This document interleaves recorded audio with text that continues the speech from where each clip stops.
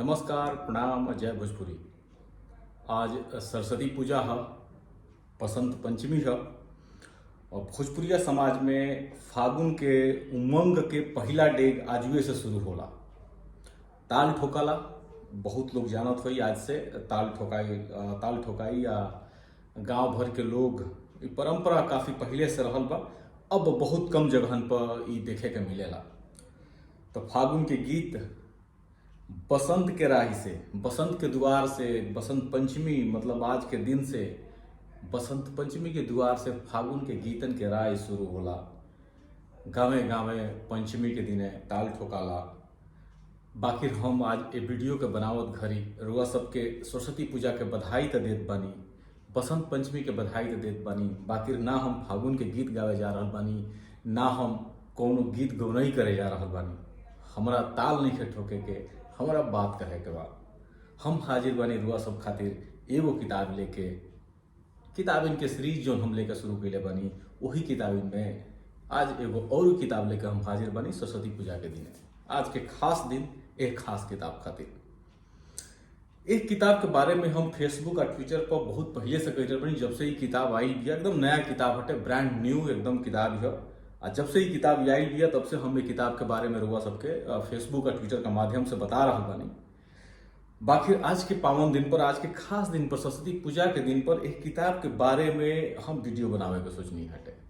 ऐसा नहीं है किताब के बारे में जानकारी दिहल बा, लेकिन जौन हम किताब के शुरुआत के लिए बनी वीडियो बनाओगे तो जरूरी हमारा लागल है कि आज रुआ सबके एक किताब के बारे में बतावा जाए। हम बात करे जा रहे बनी किताब डॉक्टर प्रमोद तिवारी जी के किताब है। किताब के नाम है भोजपुरियत के थाती। एक किताब के खास खास चीजन के बारे में हम बताई बा। ओकरी बाद रुआ सबके तय करे के बाटे कि किताब कैसन बिया, किताब के कीन के रुआ सबके पढ़े के बा। अब पढ़ला के बाद बतावे के बाटे कि हम जोन बता रहल बानी चाहे वाकई में किताब कुछ खास बिया कि ना। डिजाइन, एक किताब के हर पहलू अपने आप में किताब बाटे। एगो किताब जोन प्रकाशित होले, प्रिंट होले, ओकरा में बहुत सारा चीज कहल जाला ना, सिनेमा के मेन एलिमेंट्स का होला, वैसे ही किताबिन के भी क्या होला। किताब जोन प्रकाशित हो रहल बाड़ी सब, जोन प्रिंट आ रहल बड़ी से प्रिंट मीडिया में, ओकनी के खास खास का चीज होला। तो ओकर कवर डिजाइन होला, ओकर पन्ना के क्वालिटी होला, ओकरा में कंटेंट के बात होला, ओकरा में जोन साहित्य बा ओकर बात होला, बहुत सारा एलिमेंट होला। तो वैसे ही एलिमेंट एगो कवर डिजाइन हटे। सामान्य रूप से भोजपुरी की किताबिन के कवर डिजाइन बहुत खास ना होला। रुआ सब देखत हो कब हिंदियों किताबिन में हम बहुत खास कवर डिजाइन नहीं देखत। बाकी जब बौद्धिक तार्किक बात होला कोनो भाषा के लेके, किताब के लेके, वो किताब की गुणवत्ता के लेके, वो किताब में कंटेंट की गुणवत्ता के लेके, तो कवर मायने रखेला।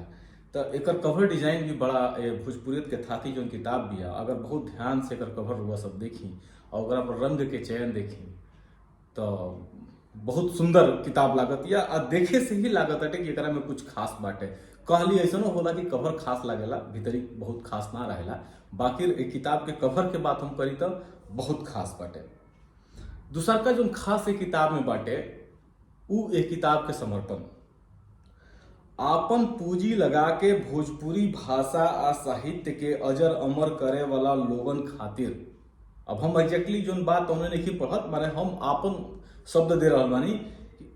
कहे का मतलब ये बाटे कि भोजपुरी भाषा आ साहित्य में किताब निकाले वाला अधिकतर लेखक जो बड़े अपना लग से आपन पूंजी लगा के किताबिन के निकल रहे बड़े। यानी कि साहित्यांगन पर जो रुआ 700 से कुछ ऊपर किताब देखता नहीं, चाहे जौन भी किताब रुआ पढ़ रहा बानी, अधिकतर किताबिन में आज वो जो किताब प्रकाशित हो रहा बड़ी से अधिकतर समय लेखक ही अपना लग से पैसा दे के प्रकाशक से किताब प्रकाशित करवावे। जो हम किताब पढ़त नहीं एकरा में लेखक निखन देले। बाकी अधिकतर हम जब शब्द अधिकतर के प्रयोग कर रहा बानी तो मतलब कि बहुत सारा किताब जो बाड़ी सब तो आपन पूंजी लगा के भोजपुरी भाषा आ साहित्य के अजर अमर करे वाला लोगन खातिर आ नवका पीढ़ी, वर्तमान समय के पीढ़ी जे भोजपुरी भाषा साहित्य समाज संगीत आ संस्कृत के बेहतर बनावे खातिर दशा दिशा बदले खातिर लागल बाटे। वो लोगन के ये किताब समर्पित भी है। जौन की बहुत कम लोकेला आज के समय में भोजपुरी की किताब जो निकलेली सो ओकनी में बहुत ऐसा कुल समर्पण से शायद लोकत हुई। खैर, तो ये किताब के समर्पण के बात हो रहा बाटे। इस किताब की जो सबसे खास चीज बा ऊ है एक किताब के भूमिका, यानी कि प्रमोद जी के का कहीं, हम प्रमोद भैया कहनी लेकिन एक वीडियो में हम वहाँ के प्रमोद जी कहब, वहाँ के भूमिका जो लिखले बनी ओकर शीर्षक दिले बनी का कहीं। आ का कहीं के बाद सबसे खास बात बाटे, मतलब ये ध्यान देवे के बाद बा, पता ना मने ये हमरा लागल है कि वहाँ का कहीं के बाद प्रश्नवाचक चिन्ह नहीं दिले, डैश डैश डैश बाटे, यानी कि वो अनवरत कहे खातिर बहुत कुछ बा। का कहीं में प्रश्नवाचक चिन्ह नहीं खे, वहाँ के कंफ्यूज नहीं थी कि हमरा का कहे के बा, वहाँ के बहुत कुछ कहे के बा, ऐसे ओकरा पर बिंदु बिंदु बिंदु आगे बढ़ाने में अनंत तक बात कही बाटे। भोजपुरी भाषा साहित्य सिनेमा समाज के लेके जो स्थिति बा ओकरा पर कहे खातिर बहुत कुछ बाटे। यह शीर्षक बा भूमिका के। हम एगो बात और कहब, माने हमार सुझाव बा कि ये भूमिका के तबे पढ़ी जब रुआ पूरा किताब पढ़ ली, मतलब पूरा भूमिका के छोड़ दी, का कहीं शीर्षक बाटे ओकरा के छोड़ दी और ओकरा बाद रुआ एक किताब के पढ़ ली, ओकरा बाद फिर भूमिका पे पढ़ी। काहे एकर वजह बताओ तनी। एक किताब में भूमिका में एक जगह एगो बात लिखले बानी प्रमोद जी कि भोजपुरी समाज के पिछड़ापन आ दुर्गति के मूल में और बहुत सारा चीज के साथे साथे अपन भाषा आ संस्कृति के लेके उदासीनता आ उपेक्षा के बहुत बड़ भूमिका रहल बा। चाहे जौन कारण हो रहल होखे, बाकी हमनी के अपना थाती के बढ़िया से सजो के नैखी ना रख पौनी जा। सच्चाई बटे, आ प्रमोद जी वही सच्चाई के कह रहल बानी। बाकी ए वाक्य के पढ़े से पहले, ए कोट के पढ़े से पहले हम चाहब कि रुआ किताब पर ध्यान दे दी, किताब के पढ़ ली, किताब में जो कंटेंट बा ओकरा के जान ली, ओकरा बाद रुआ जब भूमिका के पढ़ब, का कहीं के पढ़ब, तो ओकरा बाद रुआ लागी कि हाँ ये जरूरी रहल हटे आ जो मूल उद्देश्य बा किताब के, उ किताब के उद्देश्य पूरा होई। तो अंदाज लगा ली कि किताब राउर अंगुरी ध के सच्चाई के कतना जरी लेके जा रहा बिया। हाँ, अंगुरी धरे आ संगे ले जाए वाला काम तबे हो सकेला जब रौरा जागल होख भा रौरा सूतल होख। अगर सूते के नाटक करतनी तो फिर रुआ की किताब राय ना दिखा सकेले। जागल में सूते के नाटक हुई तो राय मिलल मुश्किल बा। खैर अब चला जाओ आगे। ये किताब में आगे के जो क्रम संख्या ना सामान्य रूप से हमनी के किताबिन में देखे नहीं जाता, एजुगा वहां के नाव रखले बनी बखार। अब बहुत सारा नवहा लोगन के बखार मालूम ना हुई, तो भूमिका से आगे बढ़ब तो किताब के क्रम संख्या के नाव दिहल बा बखार। बखार असल में किसानन के देसीला कोल्ड स्टोरेज है। बखार के कोल्ड स्टोरेज ही कहल जाओ तो ज्यादा सही रही, कहे से कि कोल्ड स्टोरेज बहुत लोग जान सकेला, बखार कहला पर जाने में दिक्कत हुई। तो बखार मुश्किल रूप से कोल्ड स्टोरेज जैसे हटे कि तापमान एक बराबर बना के रखल, वैसे ही बखार के भी काम हटे। बखार लोग पहले ईटा के या पक्का के मकान जरा हो जाता रहे, चाहे मिट्टी के भी बढ़िया मकान जरा रहता रहे, वही में एगो घर बखार खातिर रही। बखार में का रहता लटे, सब अनाज रहता लटे, खास करके गेहूं, चना, मसूरी, उड़ीद, मटर, ऐसन कुल अनाज जौन की कीमती अनाज होते लटे, जौन के लंबा समय तक रखल जा सके, बाकी घून ना लागस और कीड़ा ना लागस ओकरा में। ये वजह से ओकरा के बहुत ही कंट्रोल तापमान पर, नियंत्रित तापमान पर रखे के पड़ता लटे। अब नियंत्रित तापमान कहाँ से लेके आओ, बिजली है नहीं है, चाहे कोल्ड स्टोरेज बना ना सकेला। तो भूसा के जौन बटे, भूसा के मोट मोट दीवार बना दिहल जाई पूरा चारों ओर से, और भूसा एकदम टाइट रही, टाट से ओकरा के बांध दिहल जाई। तो एगो तो दीवार माटी के रही चाहे ईटा के दीवार रही, ओकरा बाद भूसा के दीवार रही मोटहन, ओकरा बाद टाट बन रही, फिर भूसा रही, और ओकरा बाद कुल अनाज रखी। अनाज भी दू तरीका रखा तो लटे, कई जगह हम देखले बनी बोरा भी रखा जला। बाकी खाद में जौन की जमीन में बनत लटे तो में तो अनाज भी ऐसे ही परत दिया, खोल के ऐसे ही रखा जाए, बोरों में ना रखाई। अनाज के ऊपर फिर भूसा, फिर ओकरा ऊपर अनाज, फिर अनाज के ऊपर भूसा। आज केकर अनाज हटे पूरा टोला मोहल्ला के पूरा ओकरा में रखा तो लटे, बखार में चाहे खाद में, तो ओकरा में लिस्ट भी लगा दीजिए कि केकर हटे, है केकर हटे। तो पूरा लेयरिंग हो तो लटे, और ओकरा में पानी ना घुसी। जमीन वाला जो चना के खाद कहला, आ जो ऊपर रहला जमीन के ऊपर, जमीन वाला जो खाद कहला, ओकरा में खोप लेखा ओकर मूड़ी बनावल जाला कि पानी ओकरा पर टुकुर जाओ, कोनो पानी आवे तो कैसनो पानी लागे मत। अब बखार जो बात घर में बनत लटे, तो यहाँ के शीर्षक क्रम संख्या में नाव दिले बनी बखार। तो एक किताब के बखार के दू हिस्सा बाटे, खंड 1 आ खंड 2। खंड 1 जना के नेव के ईंट कहले बनी यहाँ के, और खंड 2 किताब से बत कही।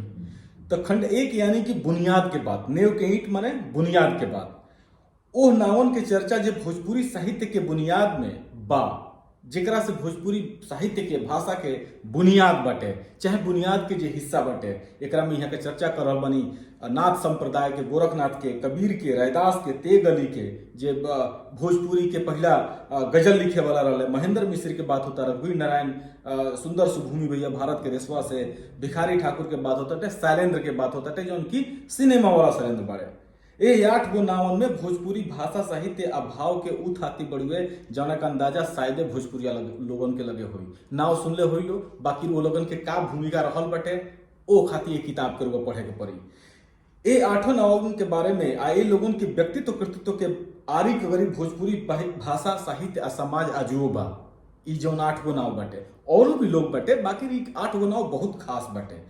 यदि एक खंड के देखब तो एमे भोजपुरी के दर्शन बा, भोजपुरी क्षेत्र में संप्रदाय के स्थिति के बात हो रहा बा, भोजपुरी साहित्य में गजल, नाटक, पूर्वी आदि के सोझा रखत, भोजपुरियन के राष्ट्रीयता के बात करत, भोजपुरी भाषा के हनक सिनेमा तकले, इस सारा चीजन के बारे में प्रमोद जी चर्चा कर रहा बानी। तो खंड 1 में ये 8 लोगन के बारे में बात बटे, ये 8 लोगन के भोजपुरी क्षेत्र, भाषा, संस्कृति, समाज के बारे में योगदान के ऊपर चर्चा बटे। इन लोगन के लेके भोजपुरी समाज के स्थिति के चर्चा हो रहा बा, बहुत जरूरी चर्चा, एकरा के पढ़ब तरह बुझाई। अगला खंड जो हटे किताब से बत कही, असल में एजुगा किताबिन के बारे में बात भइल बा, बाकी हम इहो कहब कि यदि ऊपर के 8 नाव भोजपुरी भाषा साहित्य समाज के बुनियाद में बालो आई लो, तो ई 7 गो किताब खंड 2 में जो 7 गो किताबिन के जो चर्चा बटे, भोजपुरी साहित्य के बुनियादी रूप ही है, बुनियादी पहचान ही है। असल में प्रमोद जी ये 7 किताबिन के माध्यम से भोजपुरी साहित्य के जो महासागर बा, ओह में से 7 गो चुरुआ यानी कि 7 गो सागर निकाल के रुआ सबके सुझाव लेके आई बनी ये किताब के माध्यम से। बहुत चुनिंदा किताब बाड़ी सब, बड़ा शानदार किताब है सब भोजपुरी साहित्य के बारे में। ये किताबिन के बारे में हमने के चर्चा कैले बनी जा, बाकी ये किताबिन के बारे में जौना सलीका से प्रमोद जी चर्चा कैले बनी ओकर पढ़ल बहुत जरूरी बा। पहला किताब जौना के चर्चा बा जेहल के सनद भोजपुरी के पहिल कहानी संग्रह हटे। दूसर का किताब भोजपुरी लोकगीत में करुण रस, भोजपुरी लोकगीतन के एगो समीक्षात्मक संग्रह हटे। करुण रस के जौन गीत बा सोकनी के, यही गीतन में मुस्लिम समुदाय के भी गीतन के चर्चा बाटे, बड़ा शानदार वो कुल गीत बड़ी सा। एक किताब के पढ़ब तो सबके आइडिया लगी।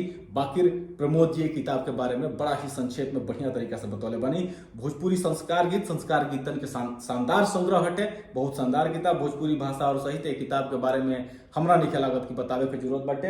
किताब एजुगे लाखल बिया हुए किताब बेटे भोजपुरी भाषा और साहित्य हमरा आँखी के सोझा रहे ये किताब हमेशा। भोजपुरी लोकोक्तियाँ भोजपुरी समाज के साहित्य के पूर्ण रूप दिखा रहा बा। और लोकोक्तियन के बुझे समझे में पूरा साहित्य पूरा समाज रचल बसल बाटे। लोकोक्तियन के पढ़त तो मालूम चली। बिंदिया भोजपुरी के पहिल उपन्यास रामनाथ पांडे जी के 111 पन्ना के उपन्यास भोजपुरी साहित्य में तहलका मचा दिले रहे। एक चर्चा दूर दूर तक भई रहे। कुंवर सिंह भोजपुरी समाज के साहित्य के राष्ट्रीय भावना के बड़ा बेहतरीन किताब हटे। एक किताब में धर्मन बाई के लेके 3 पन्ना बाटे और 3 पन्ना में जो गीत लिखल बा धर्मन बाई के, ओकरा में से कुछ गीत प्रमोद जी किताब में कोट कैले बानी। पढ़ी सब है, मिजाज दुरुस्त हो जाई, हिल जाई, बड़ा शानदार वर्णन बाटे। तो ई कुल तो भइल एक किताब के भोजपुरियत के थाती में कंटेंट के बाद, जौना खातिर ये किताब अद्भुत बिया, शानदार बिया, अतुलनीय बिया। बाकी रे किताब के पढ़े की जरूरत आज के नौका पीढ़ी के सबसे जरूरी बा।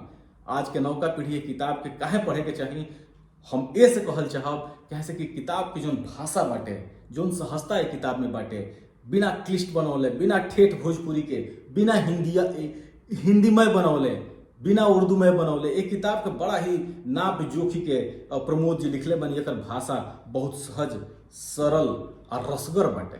पढ़े में जब बैठकी पढ़ब तरुआ पढ़त जेबा अंत में ही लागे कि औरू काहे न लिखाई लटे, औरू लोगन के बारे में काहे न चर्चा भई लटे। हम पिछला 3 साल में लगभग 800 के करीब भोजपुरी के किताबिन के पढ़ले बानी। एक से एक किताब बाड़ी सा। बाकी पिछला 10 साल में प्रकाशित किताबिन के सूची अगर बने और वो किताबिन में यदि बात होखे तो प्रमोद जी के भोजपुरियत के थाती सबसे टॉप पाई, सबसे ऊपर आई। एक आधे दो लेखक बड़े वर्तमान समय में भोजपुरी में लिखे वाला जो बहुत शानदार लिख रहा पड़े, जिनकर कंटेंट, जिनकर लेखन शैली बड़ा शानदार बिया। हम तो प्रमोद जी के किताब टॉप 5 में रखब और वो 5 में शायद पहला दूसरा नंबर पर यहाँ के किताब रही। तो ई भइल किताब के चर्चा। अंत में हम चलत घड़ी आज के वीडियो के अंत में यह कहब कि एक किताब में जब करुण रस दुर्गा शंकर प्रसाद सिंह जी के लोकगीतन में करुण रस के बात हो रहा बा, तो दुर्गा जी एगो बात कहले बानी, 5 गो बिंदु बाटे, वो बिंदु का हम पढ़ देतानी, बहुत जरूरी बाटे आज के समय खातिर। कि पहला बिंदु हटे, कौनो भाषा के साहित्य के माध्यम राज्य भा सरकार ना लेखक लोग बनावेला। एगो भाषा के साहित्य कैसे होके के चाहे ई लेखक लोग तय करी, सरकार तय ना कर सकेले, राज्य होके चाहे केंद्र के सरकार होके चाहे अकादमी भी तय ना कर सकेले, ई लेखक लोग ही तय करे के बाटे। दूसरा का बात, भोजपुरी के दुर्भाग्य की एकरा में ना तो विद्यापति जैसन मातृभाषा प्रेमी कवि मिलले और ना ही एकरा गद्य साहित्य के बढ़ावा देवे वाला हरिश्चंद्र जैसन लेखक भेटैले। भोजपुरी खातिर ई विडंबना रहल बा। भोजपुरी क्षेत्र के लेखक लोग अपना प्रतिभा के हिंदी में व्यक्त कइल आ अपना मातृभाषा के महत्व ना दिहल। आज वो बहुत सारा भोजपुरिया लोग भोजपुरी के बात भी हिंदी में करेले। आज वो लोग अपना मातृभाषा के महत्व ना देला। मातृभाषा भोजपुरी के बात तो करेला, बड़ा प्रेम जतावेला, लेकिन जब अपना मातृभाषा में व्यक्त करे के होखे तो दुर्गा बाबू 1940, 45, 50 के समय कहले रहनी, 70-80 बरिस बाद भी आज के ध्यान रखे के पड़ी। कलाकार, साहित्यकार, संस्था वाला लोग भी काम कर रहा बा। भोजपुरी के नाव पर रुआ गाना गावतनी, बाकी बात अंग्रेजी हिंदी में कर रहा बानी। भोजपुरी के किताब निकालतनी भोजपुरी में, बाकी वही किताब के बारे में रुआ चर्चा हिंदी अंग्रेजी में कर रहा बानी। भोजपुरी के नाव पर संस्था चलावतनी रुआ, बाकी वो संस्था के हर काम, वो संस्था से निकल होखे वाला हर काम के जानकारी रुआ अंग्रेजी हिंदी में दे रहा बानी। तो कहीं ना कहीं रुआ दिखा रहा बानी कि और मातृभाषा भोजपुरी कमजोर बिया, या वो मातृभाषा भोजपुरी के रुआ बहुत कमजोर आदमी बानी कि अपना मातृभाषा में अपना के व्यक्त नहीं कर पावत, लिख नहीं पावत, बोल नहीं पावत। तो दुर्गा बाबू ये बात के कह रहल बानी, आगे उन्होंने कह रहल बानी कि श्याम सुंदर दास, रामचंद्र शुक्ल जी जैसन विद्यमान लोग जिनकर भूमि और मातृभाषा भोजपुरी रहे, भोजपुरी बा, यो समय लिखतानी, वो लोग भोजपुरी में लिखे वाला संत कवि लोगन के शब्द आ मुहावरा के अर्थ बतावत घड़ी ओकरा के ब्रज भाषा आ पूर्वी हिंदी में बतौले बा। भोजपुरी के नाव लिखल बिना उचित बुझल। तो कहीं ना कहीं रउआ पर छाप मत पड़े, ये बात के सोचे के जरूरत बा। भोजपुरी में रामायण, अभिनय पत्रिका जैसन काव्य ग्रंथ लिखे, खैर हमरा एकर चिंता नहीं है कि काव्य ग्रंथ लिखाई नहीं है, कहे से कि अवधि में भी बहुत बड़का बड़का साहित्य के रचना भई बटे, बाकी अवधि भाषा के का स्थिति बटे हमरा कहे के जरूरत नहीं है, रउआ सब भी जानते नहीं। हम जान पाने कि वर्तमान समय में भोजपुरी में पढ़े लिखे बोले सुने वाला के कमी बा। लोग हिंदी अंग्रेजी के पजरा बेसी सटल बा। बाकी एगो बात जरूर ध्यान में राखी कि रउआ परजीवी ना हई, राउर अपन मातृभाषा बिया। अपना भाषा में, अपना भाषा खातिर, अपना समाज खातिर लिखाई ले किताब के कम से कम एक खाली जरूर पढ़ी। ई किताब उठकेरे के काम कर रहल बिया। अगर तनकियो आग, तनकियो लूती रुआ भीतरी मातृभाषा के लेके होई तो ई किताब रुआ के और लहका सकेले, बुतावे के कम से कम कोशिश ना करी। जो उनके अधिकतर भोजपुरी की किताब आज के समय में जो आ रहल बड़ी सो ओकनी के काम बुतावे के कर रहल बड़ी सो। ऐसा समय में ई किताब रुआ के जगावे के कोशिश कर रहल बिया। रुआ भीतरी मातृभाषाई आग जौन बाटे ओकरा के उठकेरे, ओकरा के सुनगावे के काम कर रहल बिया।